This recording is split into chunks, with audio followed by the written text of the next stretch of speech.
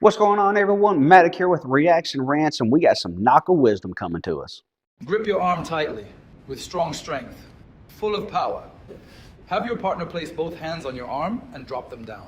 This is what happens. This would result in a mutual muscular strength competition. One more time. This is weak. On the contrary, you relax your strength. You relax and imagine that your arm is extended. If you are experienced, imagine your arm going through tendon and connecting to your heel.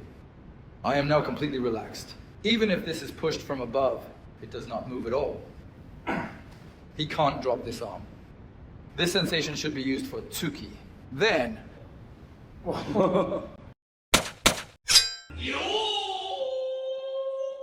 So this is actually a pretty cool concept that I'm not going to get into too much depth, but it's kind of one of those to where you're basically connecting parts of your body to be part of one structure instead of all of them just be really, really loose and have less or no structure compared to what we actually want.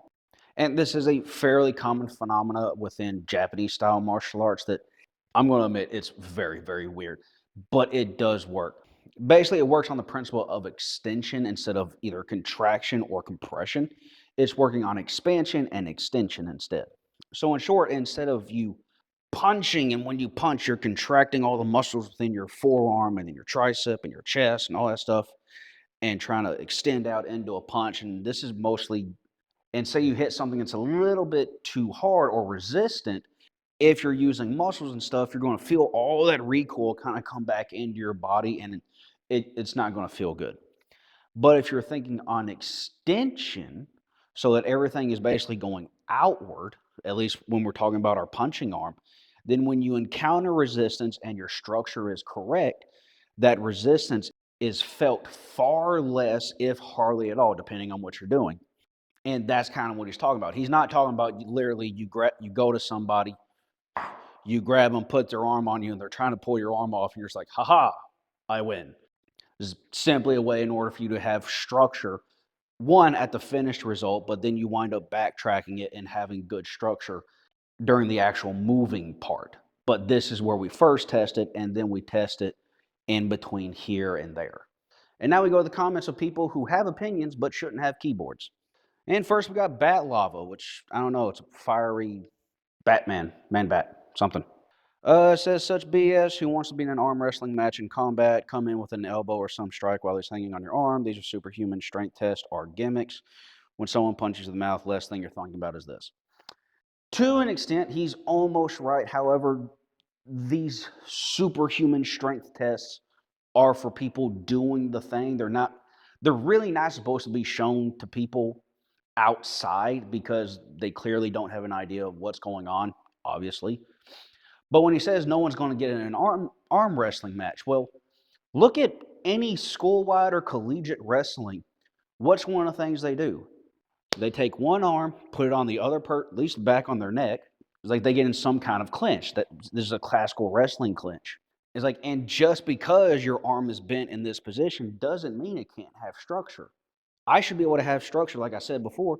I should be able to have structure from with a straight arm and in between. So if I can still have structure here and the person tries to push in or out or affect this arm, they're not going to move it. I can just hook them on the back of the head.